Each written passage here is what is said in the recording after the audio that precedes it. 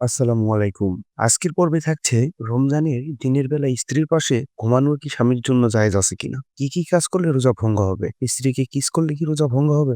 স্ত্রীকে জড়িয়ে ধরে ঘুমানো যাবে দিনের বেলায়? আসুন সেই বিষয় সম্পর্কে সঠিক তথ্য জেনে নিই। ইসলাম সম্পর্কে সঠিক তথ্য জানতে চ্যানেলটি সাবস্ক্রাইব করুন। রোজা হলো নিয়তের সঙ্গে সুবে সাদিক থেকে সূর্যাস্ত পর্যন্ত পানাহার ও স্ত্রীর সহবাস থেকে বিরত থাকা। যুগে যুগে বিভিন্ন নবী রাসূলগণ রোজা ফরজ ছিল। উম্মতে মুহাম্মাদীর উপর এই ধারাবাহিকতায় রোজা ফরজ করা হয়েছে। পবিত্র কোরআনে আল্লাহ তাআলা বলেন, হে ঈমানদারগণ, তোমাদের উপর রোজা ফরজ করা হয়েছে, যেমন ফরজ করা হয়েছিল তোমাদের পূর্ববর্তীদের উপর, যাতে তোমরা তাকওয়া অর্জন করতে পারো। সূরা বাকারার 183। মাকরুহত্ব অপছন্দনীয়, যেসব কাজ করলে গুনাহ হয় না, তবে ইসলাম অপছন্দের কাজ করা হয়েছে এগুলোকে মাকরু বলা হয়। রোজার ক্ষেত্রে অনেক কাজ এমন রয়েছে যেগুলো রোজা ভঙ্গ হবে না, তবে এ ধরনের কাজ করা ঠিক নয়। যেমন বীর্যপাত কিংবা সহবাসের আশঙ্কা থাকা অবস্থায় স্ত্রীকে চুম্বন করা, স্ত্রীর ঠোঁটে চুম্বন করা। বীর্যপাত বা সহবাসের আশঙ্কা থাকুক বা না থাকুক, নির্বস্ত্র অবস্থায় স্ত্রীকে আলিঙ্গন করা ইত্যাদি। রোজা রেখে স্ত্রীকে চুম্বন খাওয়া বা জড়িয়ে ধরা যাবে, তবে গোসল ফরজ হওয়ার মতো পরিস্থিতি তৈরির আশঙ্কা থাকলে এমনটি করা মাকরু। আর গোসল ফরজ হওয়ার মতো পরিস্থিতি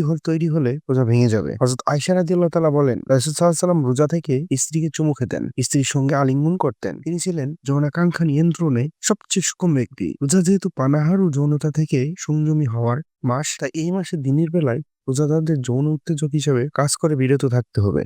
এমন কাজ করতে হবে যে কাজ যৌন উত্তেজক হিসেবে কাজ করে না। হাদিসে এসেছে, আমার নবী সাল্লাল্লাহু আলাইহি সাল্লামের কাছে বসা ছিলাম, তখন এক যুবক এলেন। তিনি জিজ্ঞেস করলেন, হে রাসূল, হে আল্লাহর রাসূল, আপনি কি রোজা রেখে চুমু খেতে পারি? নবী সাল্লাল্লাহু আলাইহি সাল্লাম বললেন, না। এরপর এক বৃদ্ধা এলেন এবং প্রশ্ন করলেন, হে নবী রাসূল, আমি কি আমার স্ত্রীকে চুমু খেতে পারি? তখন তিনি বললেন, হ্যাঁ, তুমি খেতে পারো। কিন্তু প্রশ্নের হলো, একই প্রশ্ন একজন বৃদ্ধ এবং একজন যুবক করলো, কিন্তু রাসূল সাল্লাল্লাহু আলাইহি সাল্লাম ২টি উত্তর দিল। এর কারণ হচ্ছে, নবী সাল্লাল্লাহু আলাইহি সাল্লাম বললেন, আমি জানি তোমরা একে অপরে এদিক ওদিক তাকাচ্ছ। শোনো, বৃদ্ধা নিজেকে নিয়ন্ত্রণ করতে পারবে, কিন্তু ছোট বাচ্চাটি বা অল্প বয়সী ব্যক্তিটি নিজেকে কন্ট্রোল করতে পারবে না। স্ত্রীকে চুমু খাওয়া বা জড়িয়ে ধরার কারণে যদি গোসল করতে হয় বা গোসল ফরজ হয়ে যায়, তবে দিনের বাকি অংশ কিছু না খেয়ে রোজা তাদের মতোই থাকতে হবে। পরে সেই রোজার কাজা করতে হবে, তবে কাফারা আদায় করতে হবে না। আর যদি শুধু পিচ্ছিল পদার্থ বের হয়, তাহলে রোজার ক্ষতি হবে না। তেমনি সুবে সাদিক হয়নি মনে করে স্ত্রী সঙ্গম করলে, তারপর জানতে পারলে যে ওই সময় সুবে সাদিক হয়ে গেছিল, তাহলে রোজা ভেঙে যাবে এবং কাজা ওয়াজিব হবে।